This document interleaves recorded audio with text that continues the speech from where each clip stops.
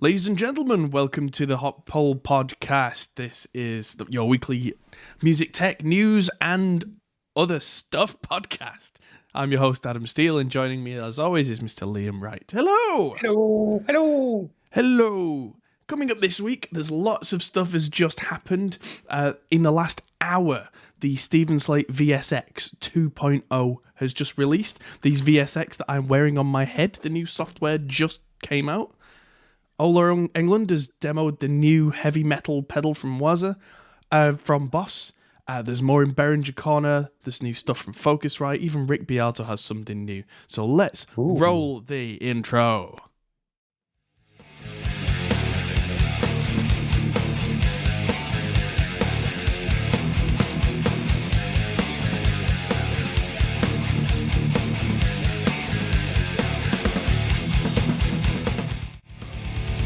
There we go. I'm going to cut down the length of that, I think, because that's quite a long intro that doesn't do much. But yes, it is good to see everybody. How are you? I'm good. Good. Hit the like button.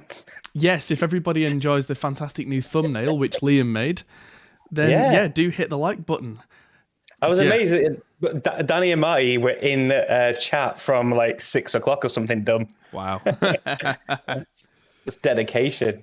Yeah. Real little fan base going. Oh, yes. Yeah, we decided to have a play about with thumbnails and titling over the next few weeks or so. So do let us know what you think as you notice some of the thumbnails changing, and let us know if you don't like them as well. But we'll ignore you. But no, I'm kidding. Really subtly different. Like if you've not seen the video that Adam put out this afternoon, but that one was just really subtle. We just made Adam bigger and the Raspberry Pi thing smaller than what we were planning to do. And it just pops a bit more, doesn't it? Yeah. It just catches your eye more. Just we're looking at what some of the other, not in our space, but other big YouTubers have been doing and trying to see if we can implement that into this niche and see what happens. So yeah, I think it's just a case of look at this, click on this, you know you want to. The actual content won't change. Oh no, the content's not going to change at all. But it's just convincing people that they actually do want to watch us. Yeah, and the key thing is it's really like obvious as well, and it's something we've said for years, is that people buy from people and people engage with people. So you just want to put the person bigger on the image. Like people watch the channel because they like watching you. Like if they just wanted to look at the hardware, they just go and read an article somewhere about it. You know what I mean? Absolutely. Like just see the text, but they want your opinion, your insights to it, your editing skills. They get to have me explaining the ins and outs of a computer that's actually a keyboard, that's actually a computer. I know, I was thinking that with the title, like should have put like this $50 keyboard, but I thought, nah. Yeah. One of these. That's cool though, man. Yeah, I mean that's a computer right there. That's ridiculous. I can't believe it can run 2 4K monitors. Yeah, it's got two micro HDMI outs, and it can do 2 4K 60s at the same time. Wow. I mean, I don't know if it'd be able to do anything else at the same time. What's that big bit at the side? That is called the GPIO pins. So that's where you can connect all sorts of crazy stuff. Like they're like Arduinos and stuff. Yeah, but even advanced stuff like different digital to analog converters and all sorts of crazy stuff can be connected there. It's very clever. Cool. But yeah, usually the Raspberry Pi, those are the kind of the pins that stick up on the end of the board. But the way they've done it in this to keep it nice and classy is they've kind of tucked it in. But you can get a ribbon cable that comes out, so if you're actually using it, it can still be quite classy. But yeah, powerful. Oh, wow. Marty's apparently cooking me, according to chat. Oh dear. Just cooking mine and cooking Liam. Please don't cook me. Starting to get it's already warm enough in here with all the Ethereum mining going on. Oh wow. Which hit an all-time high today, just as a side note. Oh, fantastic.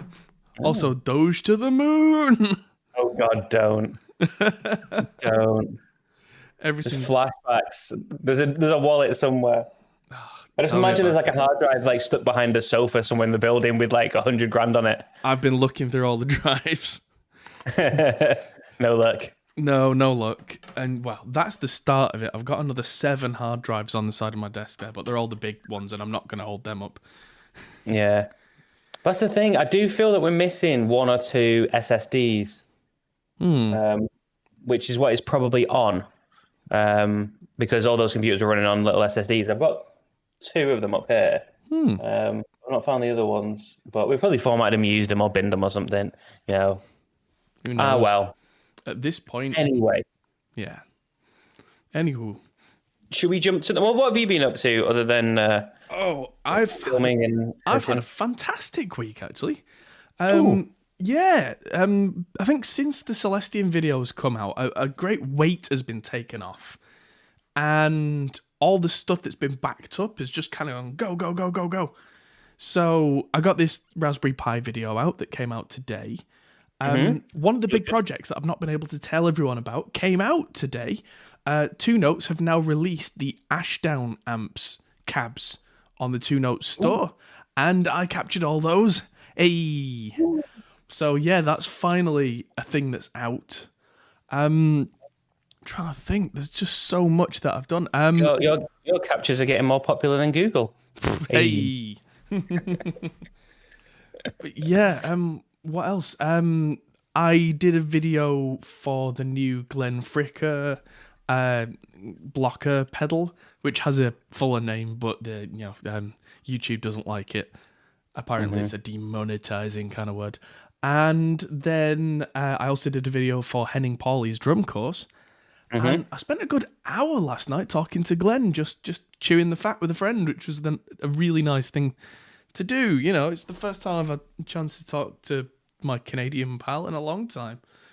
So, yeah, we're kind of making tentative plans for when he's coming over to the UK. But, of course, very tentative because, of course, everything's still massively in the air right now. But, tentative. Right? International travel, we've got no idea. But there's some light at the end of the tunnel, so we can what if a little bit now and start to make rough kind of, well, if we did this, we could do that. Yeah. So, yeah, watch this space. Nothing confirmed. But that could be a very fun road trip. And, yeah, I've just been... indeed. Yeah, I've just been so busy that I kind of cleared my backlog. To the point where I spent 2 hours today making sure that my mileage log from last year was up to date to send for my tax return. Oh, my God. Oh, fun. Oh, I also managed to have a full-on dad day on Saturday. I had a full day off. It was wonderful. I cooked a barbecue, so everything stinks of smoke in the house. Still stinks. Photos, oh, look good. Yeah, but I cooked. Grown up now. It's terrifying. Oh, Ivy, yeah. Oh, tell me about it. Absolutely. I saw the photo and I was like, holy, she looks like. She's like a proper little girl. It's like, yeah, not a baby in the slightest. Not even a toddler. It's really also cute. A kind of a curse of genetics because, my daughter Ivy, she's not even 3 years old yet, and we'll walk down the street and there'll be mums and daughters where the daughter's like 6 years old and Ivy's taller than her, and we're like, Christ. But yeah, I mean, I'm not the tallest guy in the world, but I'm not short, and Mickey's really tall for a human female. So between us, we seem to have produced a small, kind of a tiny adult giant. So yeah, we had a nice day off, and I think that's recharged my batteries, which is why I'm so much better than I have been recently. I'm feeling really good and getting all my work done and just clearing the backlog of all the little things that you dread doing, like tax returns and all that kind of stuff. I'm just smashing it all out. Yeah, and replying to a million backlogged emails and catching up on old projects and just getting it all out the door. Yeah, it feels good. And yeah, because this VSX update came out an hour ago, I'm going to be in the studio tomorrow morning filming the update video for this. Cool. Then I'm going to be working at Riff Hard all day, and then I'm going to edit the video in the night so that Saturday, I'm going to have the video ready for this to go out because time is of the essence. New product, new thing. So good stuff. Also, I've not even brought the packages upstairs, but I've got an Audient Nero because I'm changing the entire setup in the studio. Audient have sent me that just to use. I was like, wow. which is brilliant because I'm changing the whole setup. I've got new patch bays have arrived, lots of new cabling, all sorts of crazy stuff. And I sent a message to the guys at Audient because at this point I've worked with them so often that I know them on a first name basis, and I just said, hey, can you sort me out with one of these? Happy to pay for it. I figured if I'm going to buy it, why go through a distributor when I know the guys? And they just said, okay, yeah, well, there you go, have one. And I'm like, cool, thanks. Sweet. So yeah, the studio's now going to revolve around one of their Nero controllers, which I did a review for it back when they were new. And at the time I sent it back, not because it was bad, but because it didn't fit in the way that I work. Okay. And I've completely decided to just change everything. And I'm going to make it work because they are so good and so useful that if I'm literally ripping out every cable behind everything and I'm starting fresh. So if I'm going to start fresh, let's do it right. Let's do it a new way. Do it what should be a good way. It does mean I'm going to have to sacrifice one of the subwoofers, but I think I can live with that. Don't really need two subs. I mean, I've very much liked it, but I don't know if it's actually helping. So yeah, there we go. Busy week, done a lot. Should we get to the news? Yes, let's get to the news. So we'll start with our headline article, which is Ola Englund has the new Boss HM2W prototype. Now, this is something, as soon as the Waza Craft stuff came out from Boss, which is all the handmade in Japan, the really fancy, slightly higher quality versions, there was kind of a meme going around of HM2WN. And because it's funny that this thing's known as the Swedish chainsaw, and this is older than the Metal Zone. They stopped making this before the Metal Zone came out, and it's something that the old Swedish death metal bands would use, and it really does just sound like a chainsaw. And the settings that they would use are, no word of a lie, this, just everything on full. And it actually sounds kind of good. Problem is, as soon as you stop playing, you've got this kind of... So death metal guys just didn't stop playing. Became part of the style. So yeah, there's now an HM2W, and of course Ola's got the exclusive on it because that's kind of his thing now. Is that whenever companies approach him, he is like, yeah, I'll do a video on it, but I want the exclusive. Which I think he's definitely the pinnacle of the guitar YouTube industry, so he's kind of earned that right in a way. It is a little annoying for everybody else, but hey, it is what it is. Yeah, I mean, there's quite often someone's going to get the exclusive, isn't it? So yeah, and so yeah, I don't entirely know what the differences would be, but I'm imagining that it's going to have a lower noise floor, probably a true bypass switch in there, so when it's off, it's properly off. There are modes, different modes. I'm not sure where that... Is there a switch for that somewhere? There must be. Lower noise floor, like I said, yeah. Custom mode with more gain on tap. Gee whiz. Right, so he's got the... he's got the prototype version, apparently. So that means that they'll be making them in the factory right now. But as it happens, I'm just going to grab something off the shelf. Oh, come on, there we go. Our friends from Jupiter Effects made this pedal, which I've mentioned on the channel before. This the Death Saw. So this is that pedal. This is the HM2 with all the knobs turned up full, and then he's literally taking the knobs off because why would you have knobs if they're just going to be at full? Now, Jupiter Effects have stopped making this. Apparently, they've got a few left that they're clearing the stock out. I wonder, and this is entirely speculation on my part, I wonder if Boss have sent them a lovely little letter saying, please stop. Because it does actually say HM2 on the front of this in little writing underneath the Death Saw. Oh, really? Yeah, which Boss haven't made the HM2 in 25 years or so. Oh, really? Yeah, that's one of the big deals about the Boss HM2 is before the Boss Metal Zone came along, they made the HM2 and then they stopped. So they've been really hard to find. They've become kind of a cult classic, which is why this HM2 Waza is quite a big deal, because you can't even buy the normal version and haven't been able to since the early 90s.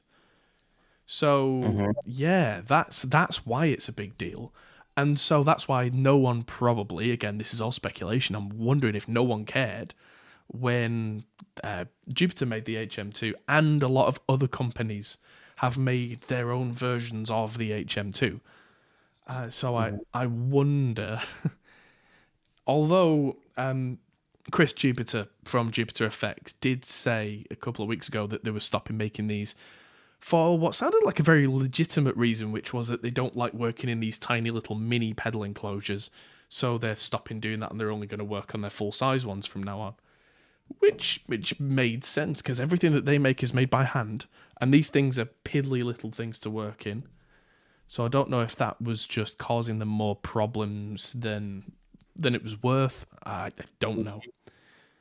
But who knows? Could be related, could be not. I don't know. Just Who knows, saying. indeed? But yeah, I don't know how much these are going to cost, but I am almost certain that the second they go on sale, they'll be gone. So yes, indeed. Moving on. This came out. I got the email about this about an hour and a half ago.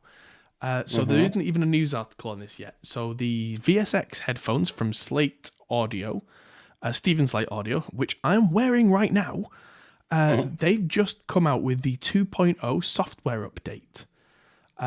Apparently you can't even buy the headphones right now, just because everybody's out of stock. Their factory's making the new ones, but with everything that's been happening in the world right now, trying to get a new supply of anything has been... Yeah, pretty difficult. Pain in the backside, yeah. But they are on the way. It looks like the logo is slightly different on the headphones here. You can't see it because it's behind that guy. Let me just resize that a second. It's going to be ugly, but there we go. So that VSX square right there. On my headphones, it's a kind of a horizontal configuration, but with a sticker on it that says Founders Edition, which obviously the Founders thing has now come and gone. That was like the version 1.0. But I believe that is just a sticker, and this is just a small cosmetic change. There are new mix templates, which I'm very interested to try. So a lot of these were already here. The NRG Studio, which I don't really like. Archon Studio, which is the one that I've been relying on, and so on and so on. But now there is Sonoma Studio, which is very pretty and has different room sound and different speakers, including the Amphions, which I actually know the sound of these Amphions fairly well now, the 218s, and they're quite neutral sounding speakers that sound really nice. John Brown's got a pair of those, and he now swears by them. The other one is Stephen Slate's private mix room. Ooh. Now this has got Barefoots in it. If I had unlimited budget, I think I would buy a pair of Barefoots. They have the serious reputation behind them. And then there's the PMC Farfields, and I'd probably buy them as well. Not just to copy Stephen Slate, but I mean, he is a man of taste. Let's put it that way. And he's also a man who doesn't really care about his budget at this point, let's be honest. Yeah, not really. Yeah. So yeah, there you go. That's the Slate private mix room. Yeah. And apparently there's a lot more headphone models in there as well. This is all just marketing bump from this point. But yeah. Oh, and the Odyssey LCDs, they're $5,000 headphones. They're in there modeled as well. So if you like the sound of the Odyssey LCDs, they're in there too. And so, yeah, Chris just asked, do you need the Slate subscription for these? No.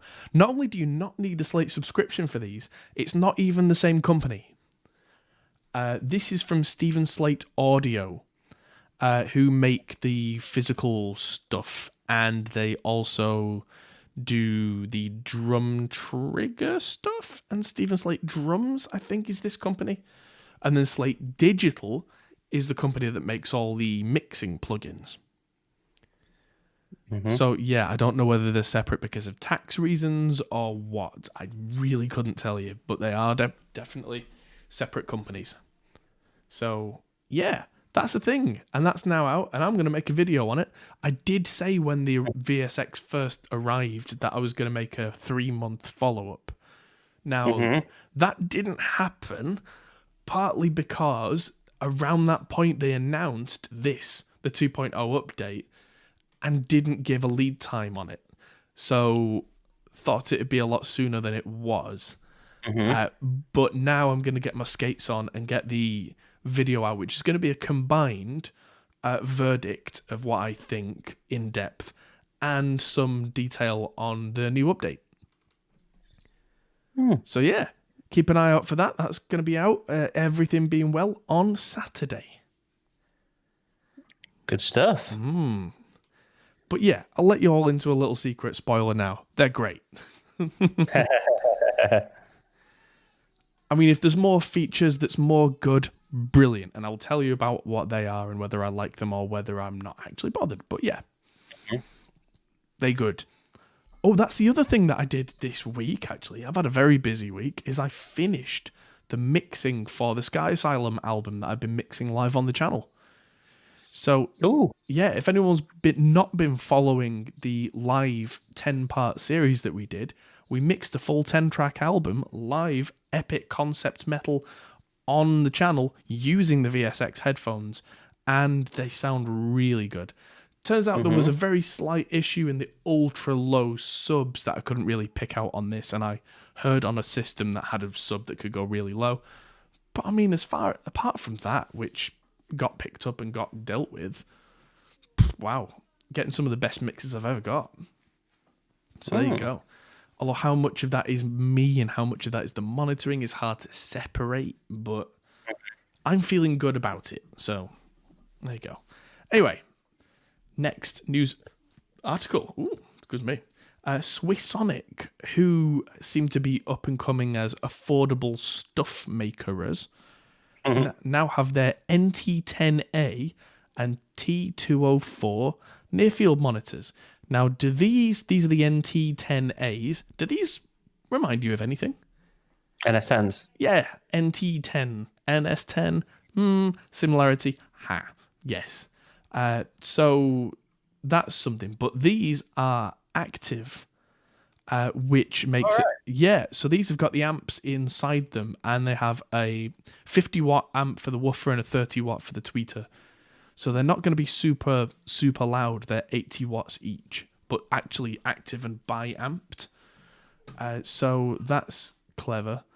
And just to skip to the price, they are €330. So what, $350, $400 for a pair, which compared to how much NS10s actually cost, massive bargain. And if I didn't already have the Studio Spares SN10s that I have, I'd probably be buying a pair of these right now. Because I am of the opinion that I think now a lot of modern mix engineers are of the opinion of, which is that it's worth having a pair of something like this kicking around just so you can check stuff on them, but nobody actually uses the kind of white cone boxy speakers to mix on now because they're horrible. Yeah. But the other one, and this is one that caught my eye, this is the T204. Now that's a pretty looking little speaker. It's got two 4-inch woofers, so they're quite small, so it's not the biggest speaker, but it's got two 5.25-inch passive radiators on the side, which means that it's actually got 5 speakers in this. But passive radiators are a bit weird. Do you know passive radiators? No. No. No, okay. Passive radiators are when you put a speaker in, but you just take the magnet out and just leave the cone kind of thing in there. All right. So what happens then is if the bass from the rest of the speakers punches, the those speakers, they kind of passively go woomph and just give you the feeling of bass, but it means you don't have to have a port in it, so you don't have to have a hole for the air to shoot through, which can cause its own problems. Yes. Ah. It's all very technical, the speakery stuff. Yes. And you're mining Trillium in the background. Oh yeah, you just press a button every 4 minutes. Ah. I've got 3 minutes and 20 seconds. Cool. Yeah, me and Marty have got a bit addicted to it. We may have been chatting all week about alien worlds. Oh dear. But sure. I mean that. Okay. It's all a bit much for me. But yeah, these look quite decent. I'm not sure how good these are, but these are active speakers that have the amp inside them and are €120 each. That's it. That sounds pretty good. For what this is, that's incredible. I'm not expecting these to sound really good, but at that price point for something that's got its own amp and everything inside it, these could be a really good starter set. Mm-hmm. Hell, these could be the kind of things where I end up with a pair of something like that in here on my desk, just in case I just want to listen to something not on headphones. Mm-hmm. Because as it turns out, right now, I don't have any speakers in here. It's something that I've come to the realization of now that I've settled into the house.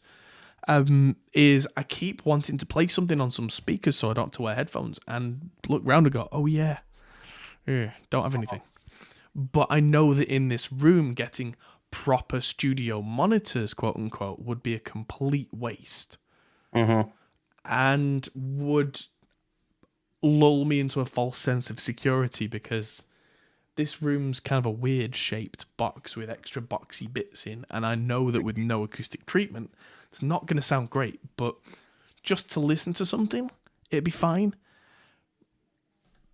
But yeah, might go halfway. We'll see. Yeah. Hey, I might send Swissonic an email, see if some magically appear. We'll see. Now, yeah, very affordable, very nice. Send them a link to the Celestian video so they know who you are. Yeah. Hey guys, speakers? I like speakers.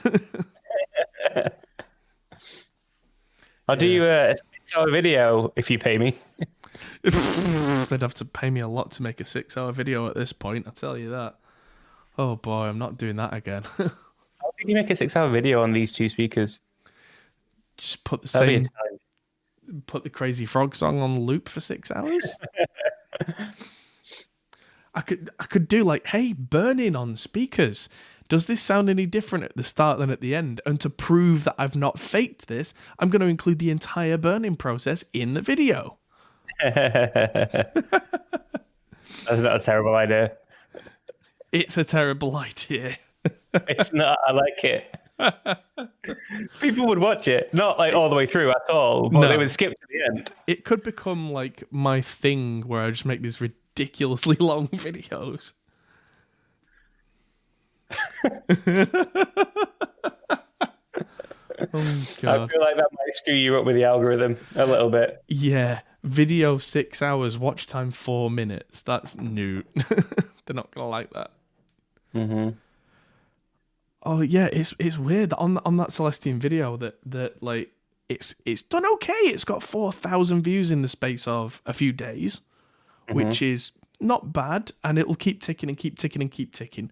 The number of hours watched compared to the number of views is astronomical. It's just heavily weighted. The people who have watched it. Let's put it that way. So yeah, it's not. Yeah, I feel pretty good about that. Yeah. Stuff. So moving on to this, a couple of people in our Discord. Join our Discord. have been going through this process of the new Line 6 Helix 3.1. So, so the version 3 came out a little while back, and now there's things like there's a new Mandarin rocker, so basically an orange rocker verb amp is in there. There's new amps, better oversampling, which basically just means more sound good. And everybody likes more sound good from their box. Everyone likes more sound good. Absolutely. There's a new rat pedal that's called the Ratatouille Distortion. Good day. And there's a Line 6 effect based on an analog tape machine called the Retro Reel. What? There's a Euclidean delay. One for you maths majors. Based on Euclidean algorithms to create multi-tap patterns by setting the length of pattern and number of taps, whatever that means. Yeah. Wow. So throughout the entire range, apparently there's higher fidelity, fewer aliasing artifacts, smoother decay trails. Basically more sound good. Yeah. We definitely like more sound good. Yeah. I mean, a lot of people are going to say, well, I can't hear the difference with stuff like this. But the thing with stuff like oversampling and aliasing is the devil is in the details. One of my favourite examples is get a nice kind of rock guitar sound and just pull one of those squealy harmonics out, the big high, and just bend it round. And if it's a perfect analog, it will go like and be nice and pure sounding. If it's got oversampling or aliasing problems, you get a weird kind of alien thing going the other way. So you get this weird Doctor Who kind of effect that suddenly just jumps out. It does that weird kind of thing. Which, you don't know about it till you hear it, and then you go, oh God. And then you realise that has been in your guitar tone this whole time. Then your ears lock onto the thing, and then you can't unhear it. So that's in what when effects units have oversampling or aliasing in? Aliasing is the problem. Yeah. Oversampling is a good thing, but there are different ways to do it. Aliasing is the problem. When you've got a frequency that's too high and the hardware can't deal with it properly, it ends up kind of artificially making lower frequencies, and it all ends up sounding a bit Doctor Who and a bit kind of weird, wibbly wobbly sci-fi effect. Am I just being a complete sort of noob here, or is that quite a cool tip for how to tell effects units any good or not? It's part of it. It's definitely part of it. It's kind of feeling like there could be a video in doing that, getting a whole series of like. I can see your video now. Today, I'm going to talk to you about the one way you can find out an effects unit is good or not. It's such a tricky one. The problem is, if you try and do that on YouTube as a YouTube video, you'll probably end up with YouTube itself making those problems, which means that you can't. So you can't demonstrate it properly. You can try, but then you end up with naysayers saying actually that's YouTube, and it's one of those it's one of those things where it's like trying to play chess with a pigeon. It's like all the rules and the other thing doesn't, and it just struts around like it won anyway. It's like when people try and record speakers to show you what they sound like. Yeah. When it's like, here, I've got my new like hi-fi speakers, and puts their iPhone up to it to record it. See how good they sound. Yeah, it goes down that path quickly. Yeah. Yeah. Okay. Yeah, I mean, it's one of those things where I might be able to do it, but unless I really sit down and really think about it and really, perfect the process, it's not worth touching with a 10-foot pole. And there are electronics majors who explain that problem far better than I as well. So it's one of those things it seems like it could be quite a cool, like, get a series of effects pedals where you have it and you don't, and showing it as just like a little tip, something to look for. Because you said that you can hear it in your whole tone, you've never realized before. Like you can do video, like a couple of pedals where you know it's a problem. Be like, why is this pedal sound rubbish? Well, it's actually this, and I'm going to demonstrate it for you. If you can't hear it, the audio files download below, download it and listen to it on some good speakers, something like that. It could be quite cool. Yeah, maybe. I'll check it out because it's the kind of thing where it might not be a problem and it might be a problem, and I'll have to do some investigating. Oh, I like it. And I'll also have to buy myself an Axe FX and a Kemper, and now that I think about it, Strokes beard. Wait a minute, this is a brilliant idea. Yeah, I'm in. I'm in. Yeah, it's even different softwares can cause massive problems, but trying to explain it's the hard bit, I think. So, were you a fan of the update?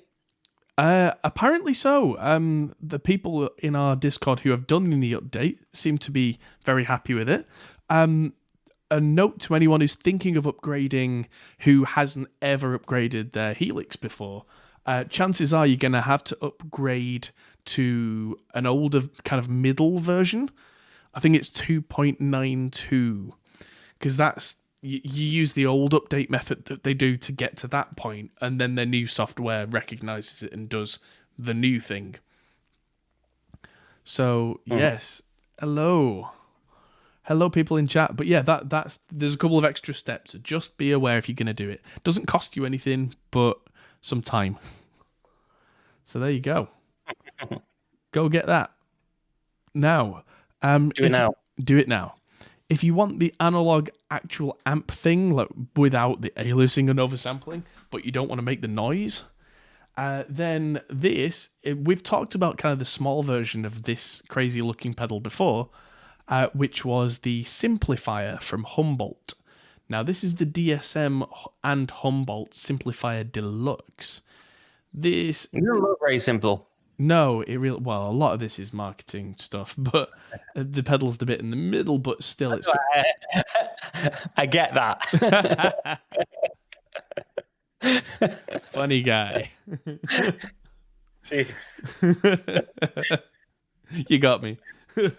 But yeah, you're right. It doesn't seem very simple, but... there's a lot of dials. There is... But compare this to something like a Helix. If you are one of those people where if you can see it and you can touch it, then you can change it, and you're not a fan of menus and diving in and sub menus and that kind of thing, this could actually be quite simple because every knob's in front of you and it's got a little word next to it telling you what it does. What is it? It's kind of like a virtual guitar amp, but it's real. It's more of it's a preamp. I think they call it a 0-watt guitar amp. That's cool marketing. Yeah. So yeah, a 0-watt amp with a refreshing new approach to amp and cab simulation. That's very clever. I like that a lot. Yeah, it's got a stereo reverb in it as well now in the deluxe version. And yeah, this separate foot switch can switch between the channels and turn the reverb on and off.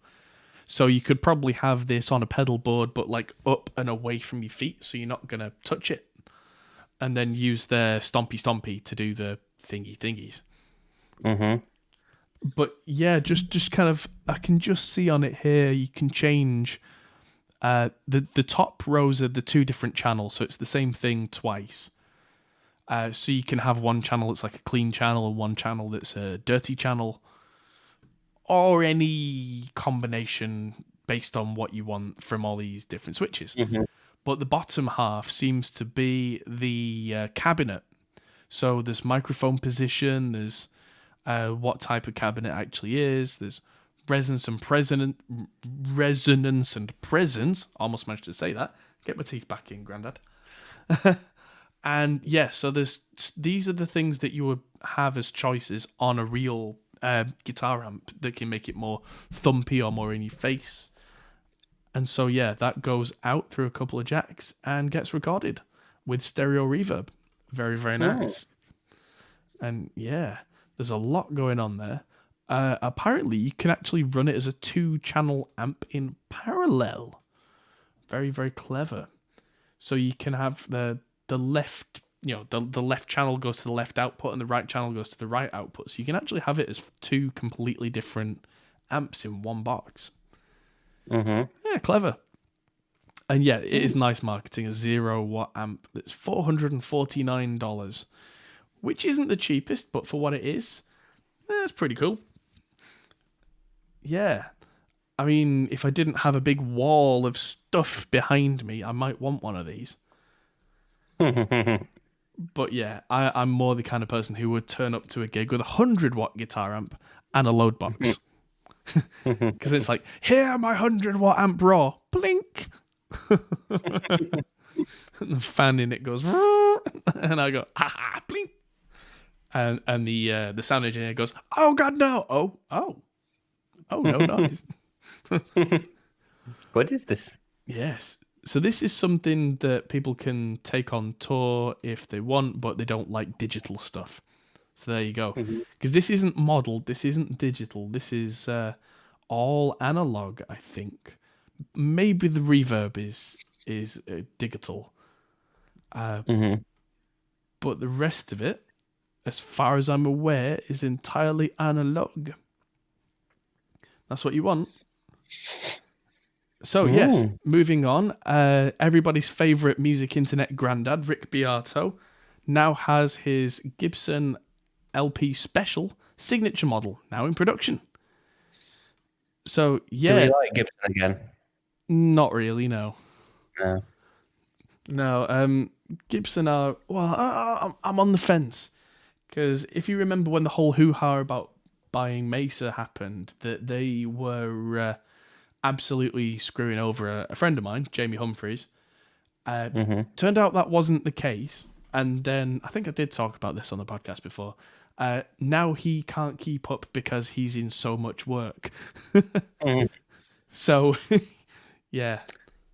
But they're still suing people left, right, and centre, right? Yeah, that's not great. That's absolutely not great. But apparently they're doing less and less of that. But I would imagine some of it is because some of the lawsuits that they started take so long to go through. Oh, they've literally sued everyone in the United States now, so there's no one left to sue. Yeah, there's probably some truth in that. Yes. But yeah, there you go. Can you imagine going to a trade show as anyone Gibson now, just like as you walk in the room, just everyone turns and looks at you because like you've sued all of them. Like, it's going to be really awkward. Someone comes up and pats them on the back and they walk off and they've got a sign on the back that says play authentic. Sue me. Yeah. Sue me. Yeah, that's a good one. But yeah, if you want a Les Paul special in Pell and Blue and you want to support everybody's favourite angry internet granddad, then go and buy Rick Beato's guitar. So there you go. Cool. This caught my eye as being really cool. There's a new documentary that comes out tomorrow in the US and the UK called Sisters with Transistors. That is an amazing name. Well done, whoever came up with that. But yeah, this celebrates the women pioneers of electronic music and technology. Cool. Which I completely agree with these guys that women in electronic music are vastly underrepresented and undercelebrated. I have to admit I'm not nearly as aware as I should be of a lot of the women in this, but some of the names that come up in just this little snippet here I recognize very quickly. Some visionary women, including Clara Rockmore, who I am aware of, Daphne Oram, yes, BB Barron, don't know, Pauline Oliveros, Delia Derbyshire, I do know from the Radiophonic Workshop. She wrote the Doctor Who theme on nothing more than some sine wave generators and some tape machines and a bit of just a screwdriver. That's cool. Yeah, Marianne Amaka, Eliane Radigues, Suzanne Ciani, and Laurie Spiegel. Like I say, some of these I probably should know more about, and I will be watching this documentary. I'm interested and I am ready. And I highly encourage anybody who's into music technology and audio production to do the same. So yeah, let's all get ourselves up to speed on this. And yes, from Friday the 23rd, which is tomorrow, and it's $9.99 for ticket to see it. So yes, that computer is the same as the one that I learned my uppercase alphabet on. Yeah, when I was helping my dad do his payroll when I was 5. A Macintosh Classic. Yeah. Mm-hmm. Horrible little things. I had one at one point as well with the old black and white screen. And we had an external B drive for it as well. Oh, wow. Well, you were fancy. Mm-hmm. And a dot matrix printer. Oh, yes. I had one of those at one point. I liked annoying the family with it, just printing nonsense. Just I pulling the edges off. The serrated edges on the side of it. Oh, yeah. Paper. After it had finished printing. Yeah. That was the fun bit. Yeah. And these are the kind of experiences that made us who we are today. Yeah, my mum was brilliant with all this kind of stuff. She had 3 different electric typewriters of varying ages that all had like 100,000 miles on the clock by the time she was done, because my word, she could type. But yeah, I don't know. It's fascinating seeing the evolution of the whole thing. And actually, if you look at the keyboards on some of these, they were designed to feel like typewriter keys. Because a lot of the people who moved on to these were previously secretaries on the old, like my mum used to have like quite strong forearms because the non-motorized typewriters, you needed significant finger force to press those things and do it all day, every day. And then, yeah, she got motorized ones. And if you accidentally put your finger in front of it and press the key, did you ever do that? That hurt. No. It hurt a lot. Yeah. There was like a 5 kilo spinning motor, and if you touched the key, it touched the key to the motor and it went whack. Oh, wow. Yeah. It's crazy looking at that keyboard for that computer. I mean, the keyboard's bigger than the computer, pretty much. And now that keyboard you've just mixed like an album on, essentially, or it could mix an album on, is like, you could fit probably like 4 of them into that one keyboard. Yeah. And it's a whole computer. Oh, yeah, because it's so tiny compared. Yeah. I mean, what do you reckon that's got to be like? How many thousands of percent more powerful? Like, yeah, this is probably 7 or 8 of those Macintoshes at least combined. At least, yeah. I mean, graphics aside, because graphics is the biggest leap, definitely. Yeah. I think the resolution on these was something like 500 by 350 pixels. And this can do 4,000 by 2,000 twice at the same time. In 16 million colors. Whereas I think that one did 10 shades of grey or something like that. Dizzying. But yes, I will be checking this film out. Probably on Saturday, once I've released the VSX video, I'll be watching this. Cool. Yeah, so I'll check that out. And yes, I highly recommend anybody who is a young, up-and-coming engineer to do the same. So, yeah. Sounds good. From this old Mac to this new Mac. Hey. Oh, yeah. Spring-loaded. Yeah, the iPad without touch. So, I've got a real issue with this iMac. Do I feel a hot take coming on? No, I think their pricing is massively anti-consumer. Their pricing is just too much. I mean, I don't know. Like, I'm not massively against the pricing. I'm open to be proven wrong. So the base model is what, $12.99 in pounds? Yeah.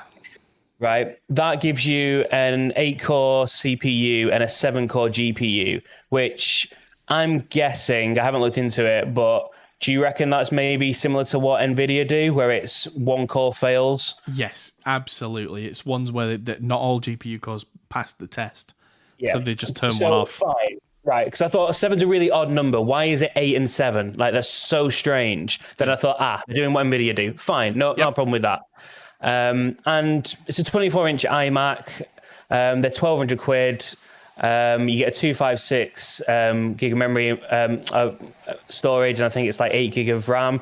Like, I didn't think that was terrible for what you got, but you get 2 Thunderbolts with it. But then what I really hate is the next one up has, the only difference is it has all 8 cores of the GPU. You get the Magic Touch on the keyboard and 2 USB ports. The base model doesn't have any USB ports, so they charge you an extra 200 quid essentially for being able to use your finger to log into it on the keyboard, to not have a slightly broken GPU, and 2 USB ports. And I know exactly what they're going to do. Someone's gone. One more thing that you may have missed, that the extra 200 quid version comes with a power supply that's got gigabit Ethernet in the power supply. Right. Where the other one doesn't, so that's a part of it. But yes, right, carry on. There's a bit more. But the thing is, that I know exactly how they're going to sell this. Someone like my mom goes in to the Apple store and wants a new computer, and they'll be like, "Oh, well, what do you need?" And they'll be like, "Blah blah blah blah blah blah blah," and she'll say, "Oh," and then she'll say, "The salesperson, oh, do you have any printers or scanners at home?" "Oh yeah, I do." "Ah, well, you're going to need this one then, because this one comes with USB ports as well." "Oh, like, oh yeah, I've got a scanner, so I'm going to have to get that one then, won't I?" Because they won't understand, and they won't help them with like trying to explain what Thunderbolt is, a Thunderbolt adapter and all that stuff. Someone like my mum wouldn't want to do that. So they've just thought, how can we kind of screw over the less educated consumer, which a lot of Mac owners are compared to like build your own PC owners. And then the one above it, you get, I think the only real difference is that you get an extra 256 gig of storage for another 200 quid.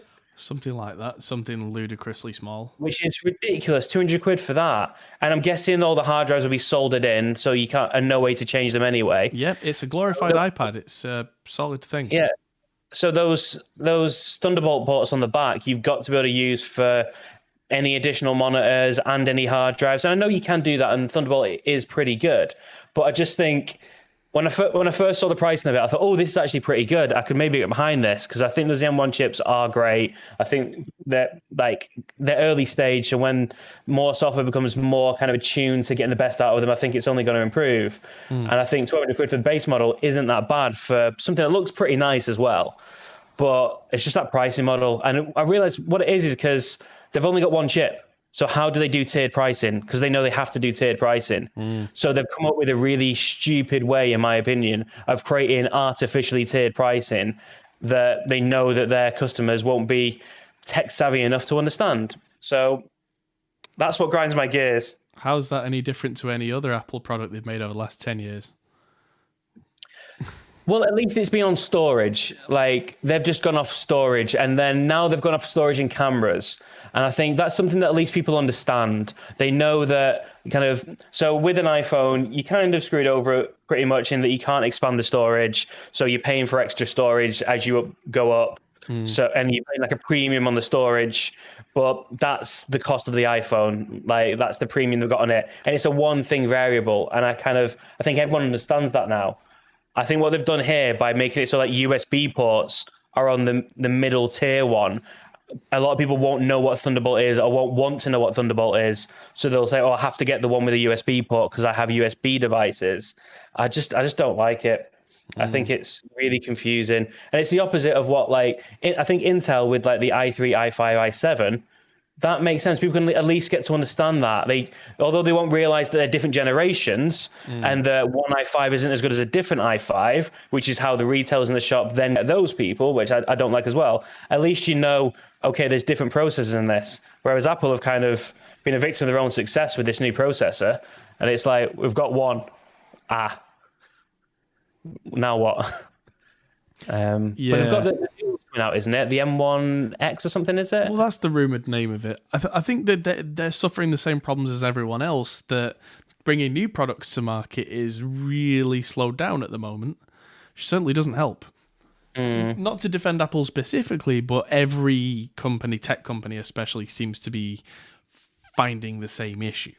Where, yeah, the M1, I think, is the only chip Apple have because it's the only one they have. Even they could magic up one 5 times as powerful right now and it wouldn't arrive on their doorstep for another 6 months. Chris said, "But what do I really think?" What I really think is, like, I think it's pretty good value. I think the base model, given that it's got Thunderbolt in it, with the 8-core and the 7-core, like, and you're not going to be buying this for gaming because you can't game on it anyway unless you're playing like iPhone, iOS games sort of stuff. Yeah. Like Fortnite or whatever. No, you can't play Fortnite on iOS anymore, can you? You can't do anything with the Epic Game Store. No. I know. So, like, I think for what a lot of people use it for, if you're educated and understand what Thunderbolt is, and you know how to use like external like USB 3 drives and stuff, like, I think it's really good value. I think they're pretty nice. Like, I'd want to see what the price of the 27-inch one is, because I don't think they've released that, have they? No, I don't think they have. But I can't see that being a big leap because if you look at the computer, it's got this little chin bar down at the bottom. Yeah. The chin bar is the computer. Yeah. This is the major difference between this and previous models, is that previous models would have the computer behind the screen. Yeah, because they're super thin, aren't they, these? Yeah, the actual computer it's about the same as the board in this. I'm not exaggerating. You see there's kind of a lump on the back of this. Sorry, for anyone listening on audio, the Raspberry Pi keyboard is about 25 mil thick on one side and 10 mil thick. So where it's 25 mil thick, that is the board. That's the whole computer. This is that. So it is. I mean, one is not that much more. Like, I think that'd be pretty good value because those screens are gorgeous. Like, I still love. Like, I'm assuming the screen's still going to be iMac quality screen. Like, we've only just had to downgrade away from it. Ash was editing on a 2014, is it 2015? 2015 iMac until last week because we moved to 4K footage with some stuff that we're doing and it can't really handle it. But it was handling like the stuff off a Canon camera, no problem, and like normal video editing, HD stuff. It's a great little device. So I would have been tempted to suggest she gets one of these, but nah. Out of principle. Yeah. Nah.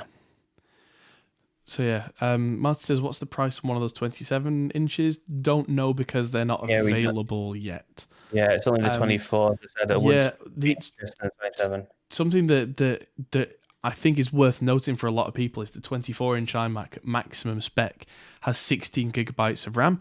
That is not the problem that a lot of people who are tech uneducated think it is. Because the whole way that the M1 Mac system works is it's way more memory efficient than the more traditional old x86 computers were. My computer here has 64 gigabytes of RAM, which is insane. But like I've got about 20 Chrome tabs open right now, and OBS, and Discord, and Spotify's in the background, and all sorts of other stuff going on, and I'm using 10 gigabytes of RAM.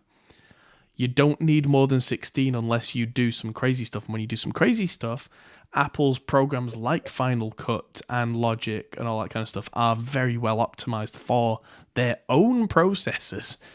So you don't actually need as much as you think you need. Because, the only reason you need more than that is because programs are ballooning in memory and going out of control. Unless you're a serious power user who does like database work or like I do, multi-layered 4K video editing, that kind of crazy, like the Celestium video where it had 5-6 layers at a time, that kind of thing. At that point, the size and scope of these things is not what you need, full stop, and that's not because of the memory. That's because of the everything. They're just not designed for that. Yeah, it's like turning up at a car race on a scooter at that point. It doesn't matter how good your scooter is, it's not competing. So, yeah, similar thing. For what they are, they're kind of nice. There was a new iPad Pro as well, which looks really pretty. I mean, iPad Pro looks great. Yeah, I mean, the joke that I made about the new iMac being an oversized iPad without touch wasn't really a joke. Listen to the specs on this iPad Pro. 8 CPU core, 8 GPU core, M1 chip. Sound familiar? Up to 16 gigabytes of RAM. Yep. And Thunderbolt.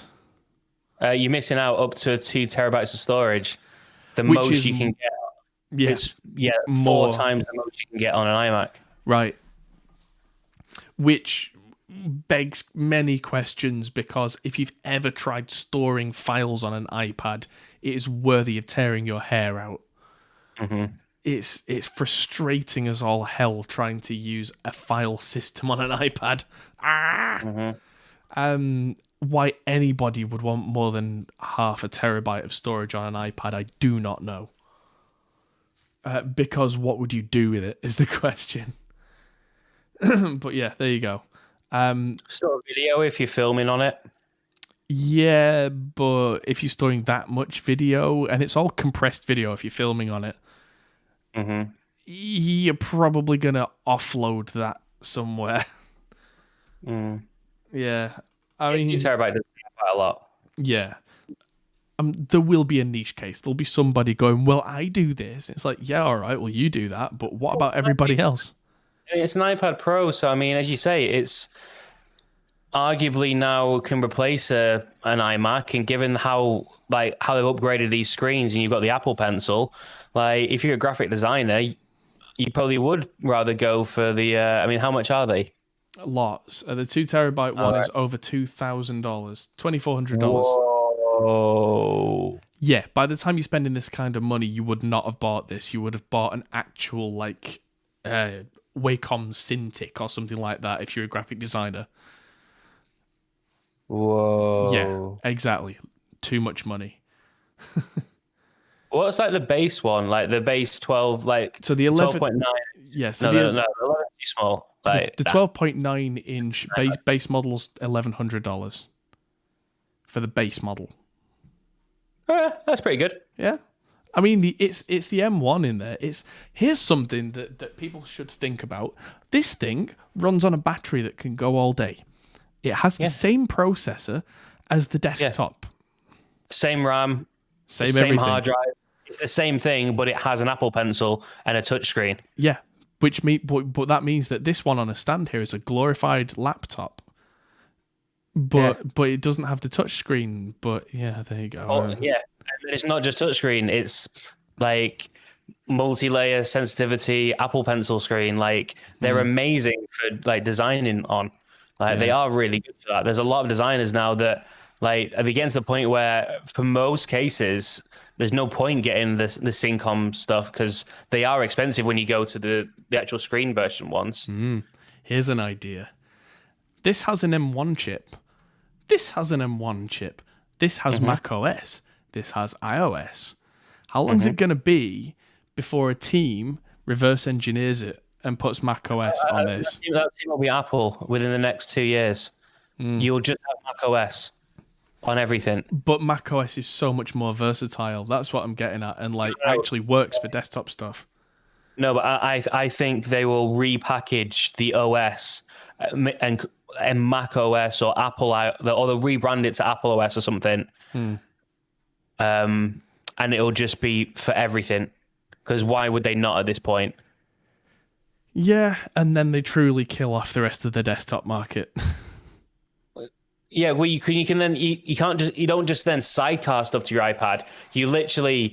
It makes Apple's are then like the Netflix of computing, where you can full on actually just offload stuff to your phone, work on it, then offload it to the computer. Like Windows tried to do with the Windows Phone, just failed because those universal apps just weren't any good. I think Apple will get those universal apps right and make it so, because they already have, because people are making the iOS version of the same app that is available on Mac. It's the desktop usability that's currently the issue for me. I don't mind Mac OS, but iOS is just so restricting that you can use a mouse and keyboard with it now, but you can't. The cursor is basically just that horrible kind of dark blob rather than a mouse. And you can't change any settings to work for you. You can't You can't use it like you would with a desktop operating system. Yeah. If they even just put a button on the iOS that says run in macOS mode, I can actually see myself moving to that as a system. But but until they do that, it's not viable for the kind of work that we do. Like right now, I've got 5 programs open right now, and I can see them all at once, and I'm not having to change and flip and go out of one app to go into another. I can just see them all. And I know that the M1 chip's capable of that because ta-da, macOS. So why are you stopping me? That's my question. But most Mac users do that anyway, though. They have all the different desktops and stuff, and they use the swipe to go between screens just like you would on a phone anyway. Like, I see a lot of Mac users doing that. Like, it's quite a Windows-based thing to have all your stuff in one desktop because you have the different swipes with your fingers and whatnot, and you'll just swipe across from app to app.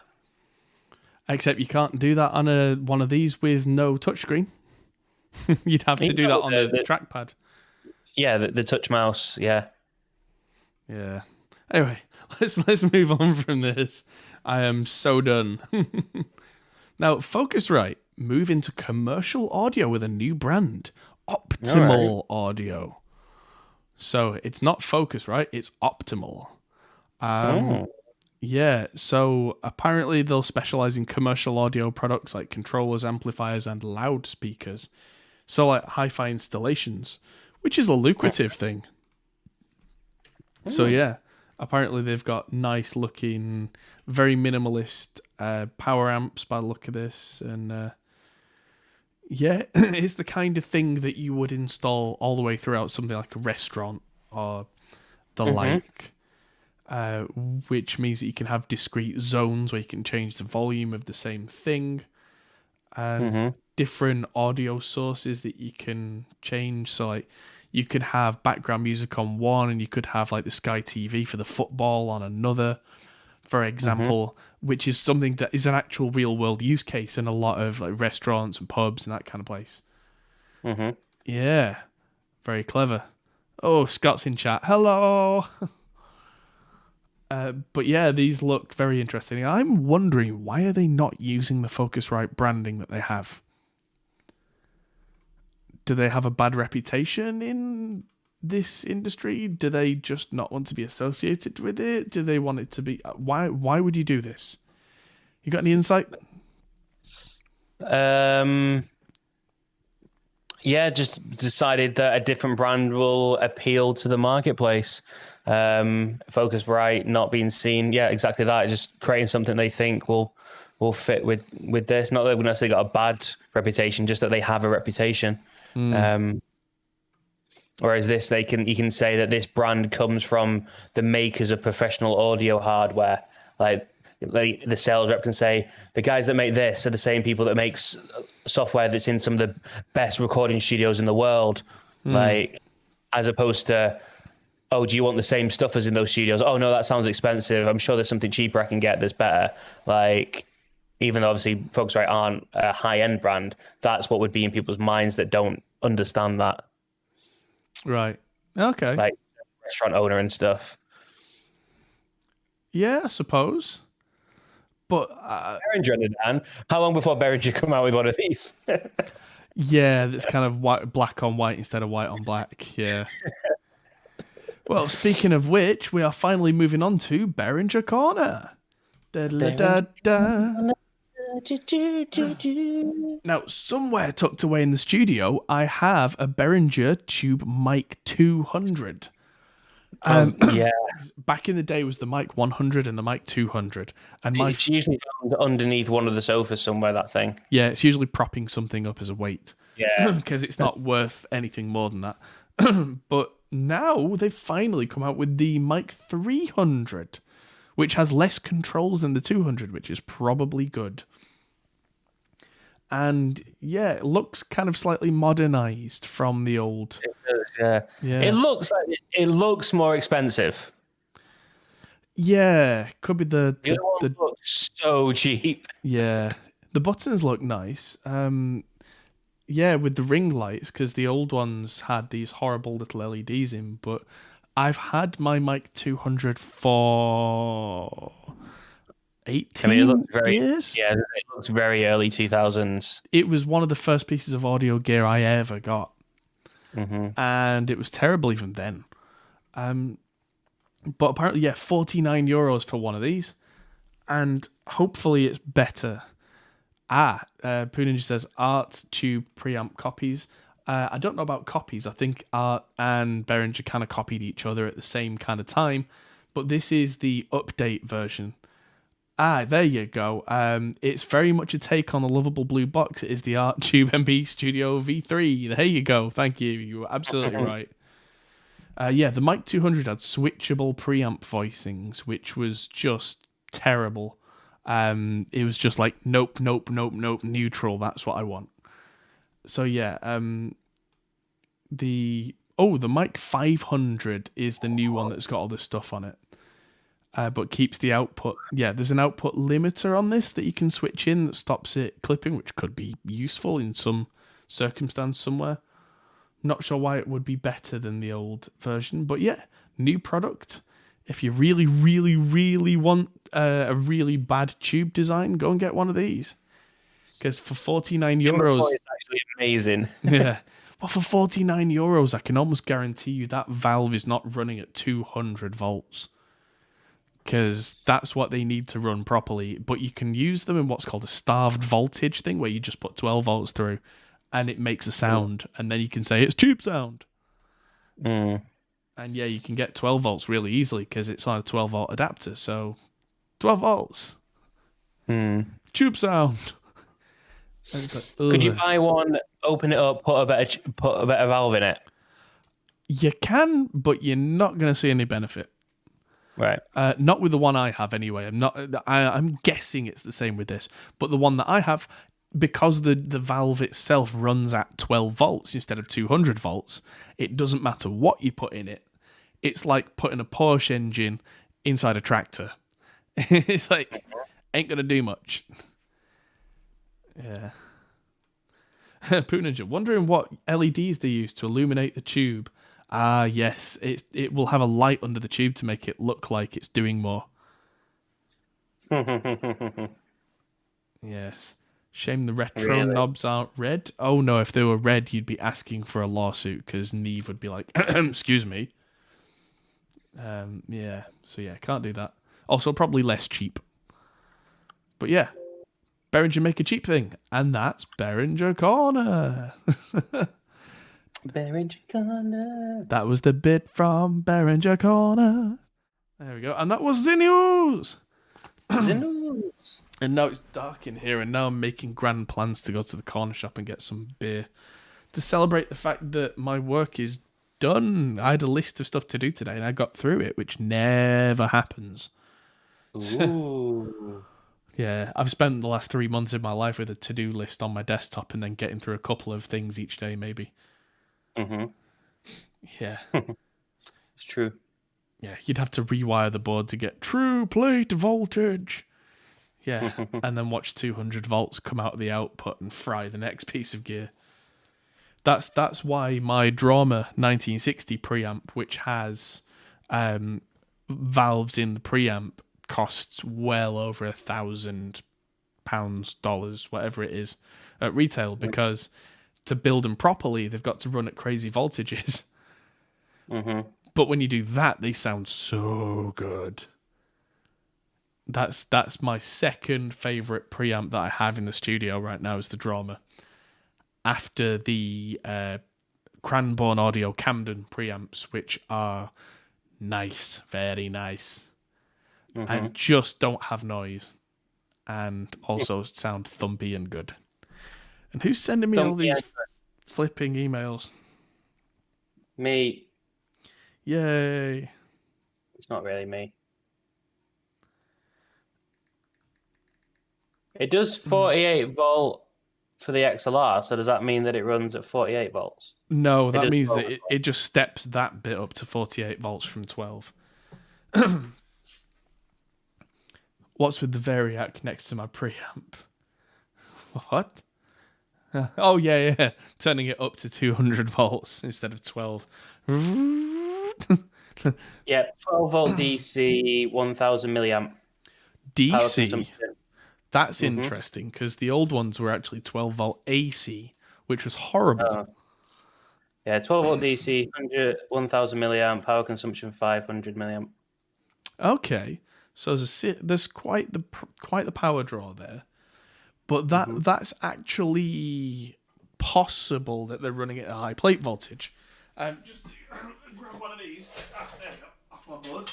This is a 2 notes La bass. That uses 12 volt DC and steps it up to 200 volts for the tube that is right in the middle of it. These cost about 250 to 300 euros, partly because the circuitry involved to do that isn't cheap. But yeah, I mean, I know that Behringer can make things cheaper because they own the factories, but there's a reasonable limit before. I mean, it weighs 620 grams, which is definitely heavier than the one you've got. That's a lot heavier than the one I've got. I think the one I've got is like 100 grams. Yeah, exactly. It's just like a feather. It's 0.62 kilograms, 1.4 pounds. Are we sure that's not including the box and a manual? Yeah. Okay. Well, in that case, It might be worth 45 quid to compare the two. That's not a bad video idea, actually. Although I'm not... just on those bases alone, just like to see. It does look much better put together. And Behringer have been making some very cost-effective, decent stuff recently, haven't they? Yeah, they have. Like the Behringer of today is very different to the Behringer of yesteryear that was making that thing, wasn't it? That is very true, yeah. Obviously, I'm not saying, I bet this is going to be amazing. But I'm saying, if it's better than a piece of garbage, then for 45 quid, like... Do you know what I mean? If you could figure out a single use case for it, because I don't think you have a single use case for the one you've got now, do you? No, I really don't. Other than like, this is what it shouldn't sound like. Yeah, I mean, even the limiter in the old ones is terrible. The release time on it's on the order of seconds, so if you hit it, it just squashes the volume down forever. Oh, and don't forget that these vacuum tubes are hand selected. That one. Or by that palette. Yeah, exactly. Hand selected. That one. All right, I think we should... Oh, any questions? And we need to get off because I need to go to bed. Hand selected means somebody on the factory line in China picked it up and put it in the socket. Yeah. Yeah, oh dear. I mean, there's a lot to be said for a really high quality tube versus one that works. I mean, the 12AX7 is just a type of tube, isn't it? Like, It doesn't mean anything. Yeah. No, and there's only 3 factories in the world left that make them. Right. At least one of which is in China, so they're probably just getting a pallet sent over from one building to the building next door where Behringer are. But it is an audiophile grade tube preamp. Audiophile grade, because that means something. And apparently the limiter, well, the old limiter you said was slow. This one is now apparently sophisticated. Ooh. So it's slow, but it has brandy. Oh, and it can be used as a DI box with immaculate transparency. Immaculate transparency. Argue with that. Yeah. Interesting. Interesting, indeed. So, any questions from the chat? Let's have a look. Tiny Room Studio says, as a hardware developer, a boost converter is easy and cheap to build with components costing less than 10 euros. This thing is retailing for 49 euros.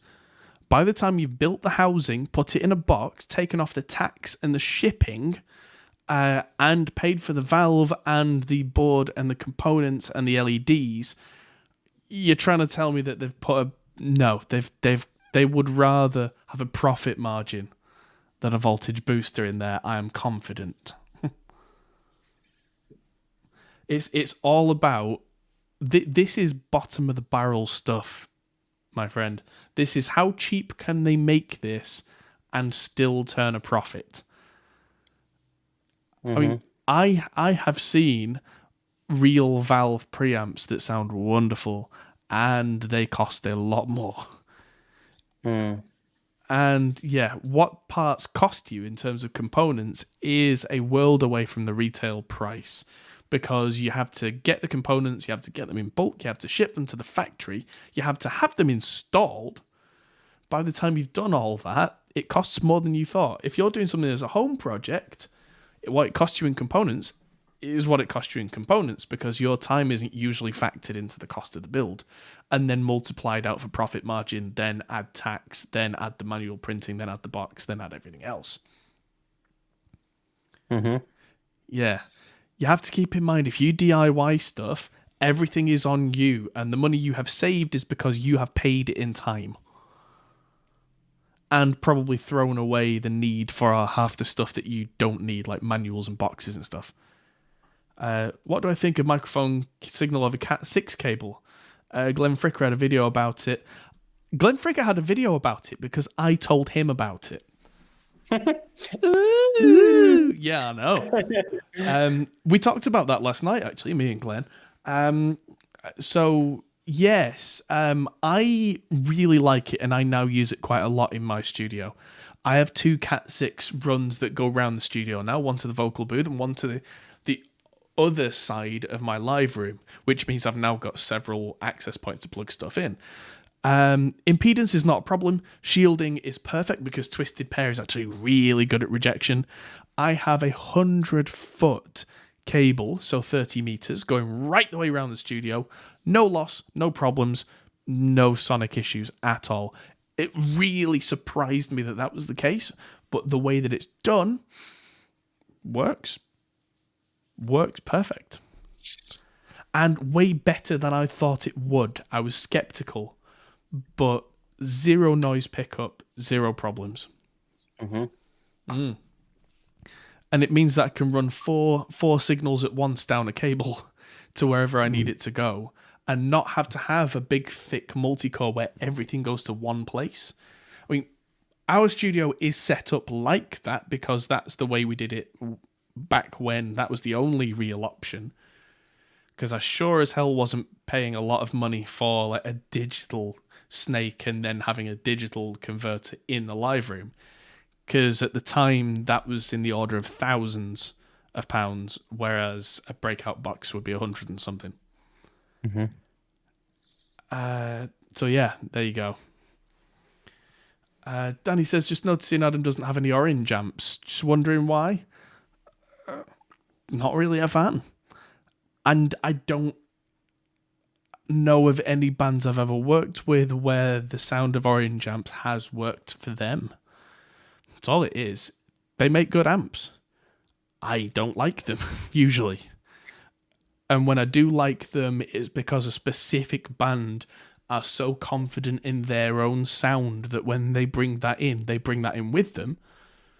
And they have their sound, and I'm happy to mic up and work with their sound, and that works for that band.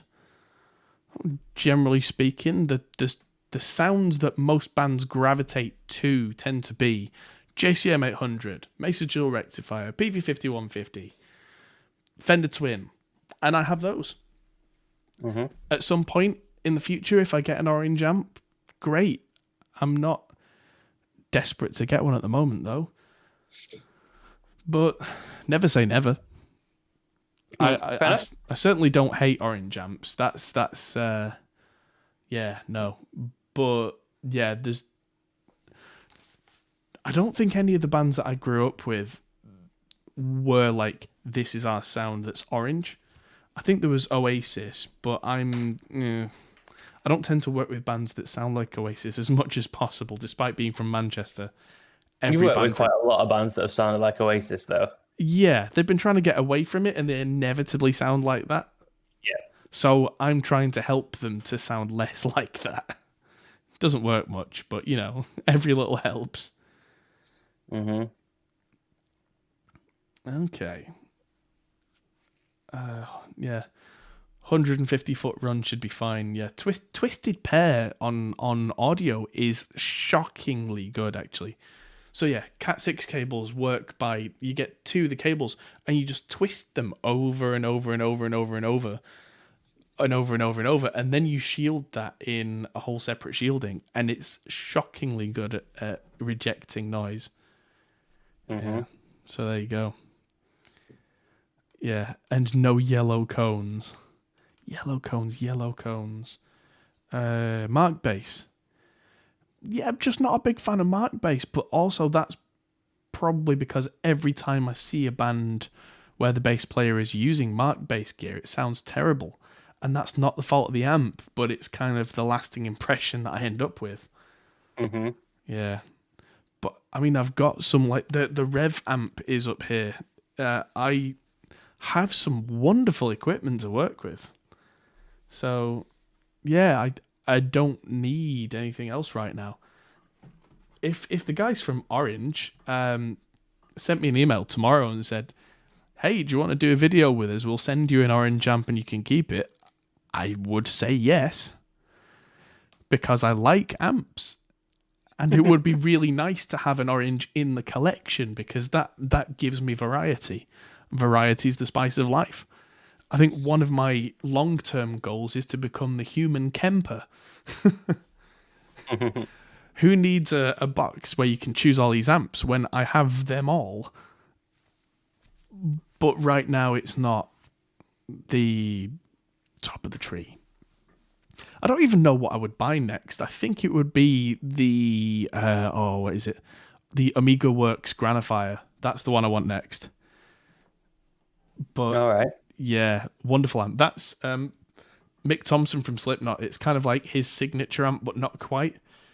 Very angry sounding amp, and they are kind of the go-to right now. A lot of bands are like, if you have one of those, they just want to work with it. They're so good. But yeah, or maybe a Victory Super Kraken. I really like the sound of the Super Kraken. Unleash the Kraken. Yes, you can say when you get it out as well. I've worked with Victory before. I wonder if they'd send me a Super Kraken. Hello, guys. Hello, Kraken. Right, should we wind it up? Because you're going to fall asleep. Yeah. Yeah. I've been up since 6. So. Cool. And John says, John Man Production says, one shout out, your two notes cabs are awesome. Well, thank you very much. And yes, if just like I said at the top of the podcast, if you look on the Two Notes store right now, they now have the Ashdown bass cabinets, and I captured all of those too. So yeah, getting kind of well known for this stuff. Love it.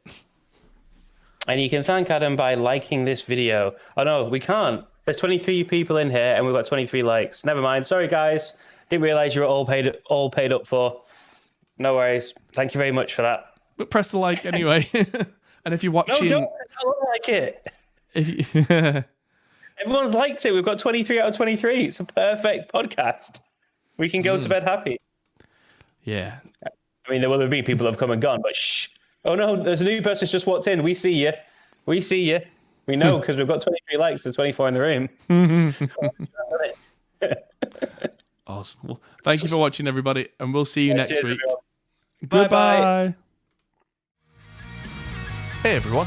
That might be the end of the video, but if you fancy carrying on this conversation, we have a Discord server. Link is in the description. We're also on Patreon, which is something you can really help us with. We also are on Facebook, Instagram, and Twitter at Hot Pole Studios. See you there.